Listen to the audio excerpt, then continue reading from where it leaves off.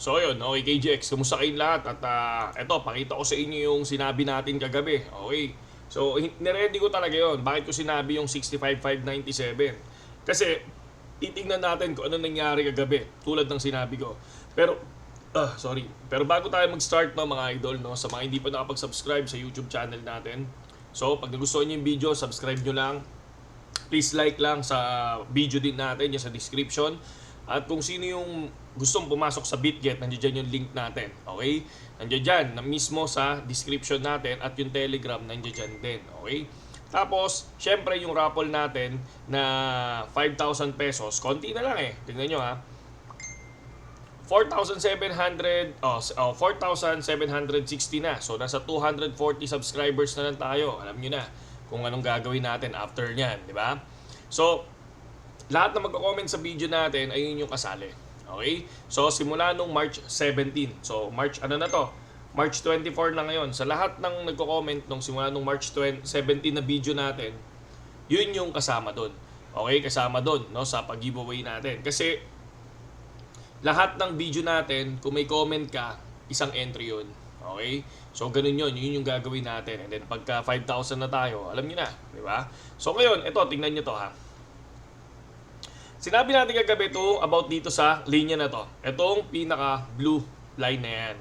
And then ito yun. So sabi ko, once na ma-reject, babagsak. Pero hindi siya na-reject. Dito na-reject siya. Pero pagdating dito, natapos yung candle, hindi siya rejected. Lumipad siya, di ba?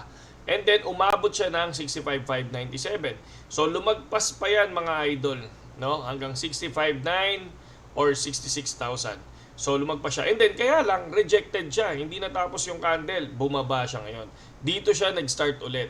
And then pumalo na naman dito hanggang sa bumaba. So ibig sabihin itong blue line na yan mga idol, no? Yan yung sinasabi ko na support natin dito sa 64,700. No, nung hindi siya na-break ay nung na-break yung mismong blue na yan, lumipad. Okay, nakuha to. Tong 65 na yan mga idol. Kaya sabi ko sa inyo hindi ako hindi ako basta-basta napasok. Kumbaga, tsumitsempo ako ng pinaka-deep natin, mga lodi.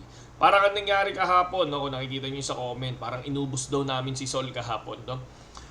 So, yun yung ginawa namin kahapon. Kumbaga, parang nakikita ko si Sol, naglalaro siya ng 177 to 173, no? USDT. Sa tuwing pumapasok ng 176 kahapon or 177, nag-e-entry kami. nag-e-entry. Kaya nga parang ubus si Sol daw no? Sa dami nag-entry kahapon ng short. And then, take profit agad. Tapos nag-short na naman, take profit agad. Nag-short na naman, take profit agad. Parang 4 na beses yata kami pumasok kahapon. And then, syempre, pakita ko lang sa inyo tong ating Telegram mga lodi. So ito yung ating Telegram mga lods. Dumadami na members no. Simula nung nag-public ako ng Telegram. Tapos ito yung Telegram ni Putin. Pasok lang kayo dito. Kaya lang may bayad to 1K kay Putin. Pero siya na yung PM nyo Siya yung PM nyo, hindi ako So si Master Putin ako. Tinitingnan ko lang kung ano yung mga nasa loob dito. At so far naman is good naman. Active naman. At nagbibigay si Putin dito magbibigay daw siya ng signal ng sakto. Okay? Ng sakto. Dito kasi sa Telegram natin, ang binibigay niyang signal is medyo may pagka-late ng konti. Iba yung nandirito sa Supremacy VIP group niya, no?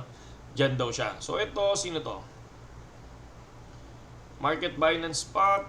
Yan, yung mga ganyan dinidelete natin yan kasi una, siya, no? So, ang gusto lang natin, BitGet lang. Walang ibang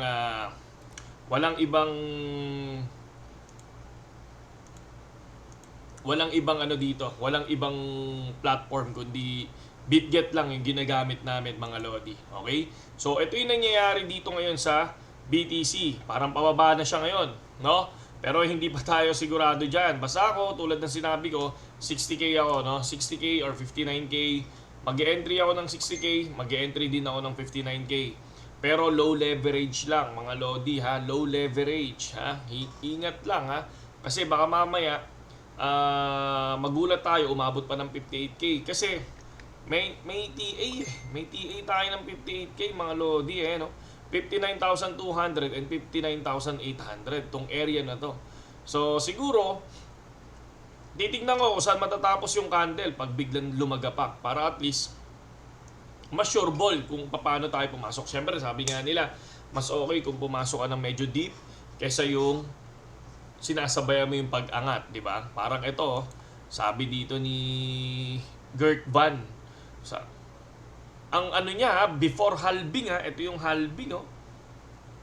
Ay hindi, ito yung halving tong area na to Pero sabi niya dito, ang Q1 niya mga lodi, embrace your tunnel vision when everything is playing out. Yung Q1 niya 190 USDT ang Bitcoin na 190k. Yun yung sinasabi niya dito sa Q1 niya na mangyayari kasi based dito sa graph niya, yun yung mga nangyari. Pero based dito sa sinabi niyang to, masyadong mataas to, 190. Pero kilala siya sa good nag-a-analyze ng Bitcoin. Pero antindi nung sinabi niya dito, 190. So check natin yan. I think ako hindi masamang mag-risk.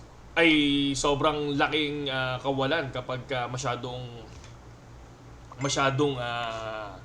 mataas ang risk mo, 'di ba? Pero syempre, tulad nga ng sinabi natin, nasa risk talaga kung paano ka uunlad 'di ba?